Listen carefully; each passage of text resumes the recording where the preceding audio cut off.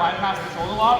But let's talk about the armbar more, like really break down the armbar. So I'm here, all right. I've got my Kimura grip from the back. Overall, this is just a really strong control grip, all right, from the back, all right, because I can trap and go straight to the rear naked choke, all right. I switch. All right, a lot of people try to just like pin. They just try to go let go and trap it, but at that point they start hand fighting a lot. So that's why this is just a really strong grip.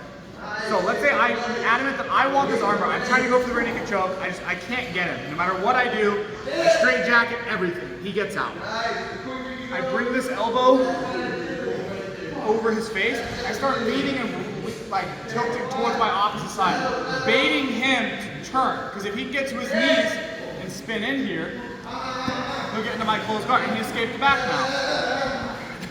So I'm baiting this so that he will start turning in. So I can plant my foot and hip escape head. So now I'm here. Again, if I'm locking this down, it's hard for him to get all the way up to his knees. If he tries to get to his knees, I'll start cranking this back.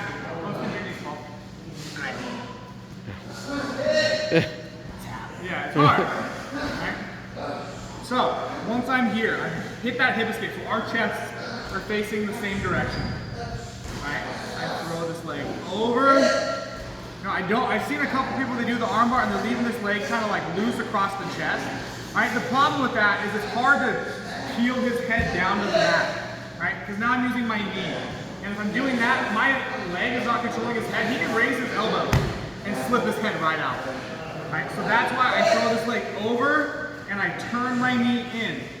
When I turn my knee in, I flare my right heel out so that I can pin and capture his face. So here, when I stomp, all right, he's got the S grip. He can't do a full figure four defense on this armbar here. It's too easy for me to break that grip and kick him away. So he only really has to resort to the S or the gable grip for the defense. But as I'm keeping this tricep glued to my chest, when I stomp and I pull back a little bit, it's going to strip through that grip.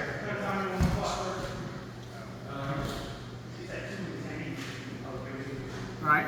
So that's my opportunity to flip my palm. All right? So I'm here, I kick, pull, I palm flip, I start rolling up with the momentum, and I go from being here to stacking my hands. Look how I shift my hip underneath. Knees are pinched, heels are in nice and tight, and I've got that 2-on-1 grip on his wrist. He's stacking his arm. So now it's really easy. Right, control. If he's really strong, like Kevin, and he starts curling you up, alright, I can wrap to make sure, alright, I still have the wrist, but I can wrap to make sure he can't connect his hands. And I can go back. Alright? If they sit up and you're being a pain, like you're kind of in that weird battle, right? I can go shotgun style, right? So even if they're really strong, I'm curl ball. Tap it. I have shotgun style armbar. Alright, let's come back to the back. I'm here, I can't get a body triangle, I have a hard time. Maybe my opponent's really big, I have all the cases. I've got my more grip. Open my elbow, get that elbow there. Start leaning, baiting him to turn and face me. So that when he does, his leg comes across the waist, foot goes down, hip escape, our chest is facing the same direction.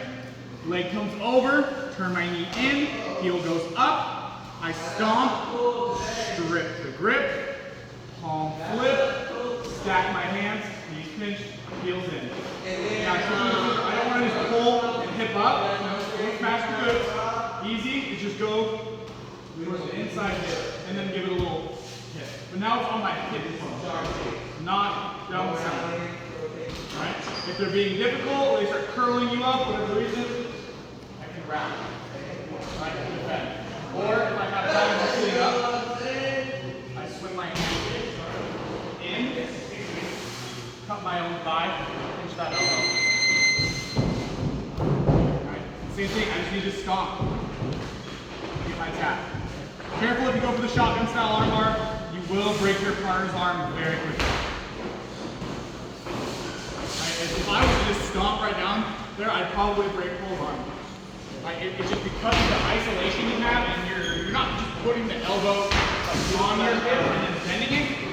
It's like you're like stomping it down, as opposed to pushing. My legs are a lot stronger than our upper body, right? Maybe not in Kevin's case, I don't know. Right. Kevin's got big upper body, he's got small legs. They're still strong. Any questions? We're going to drill that for like 10 minutes and then we'll get a lot of rounds in. All right? 3, 2, 1.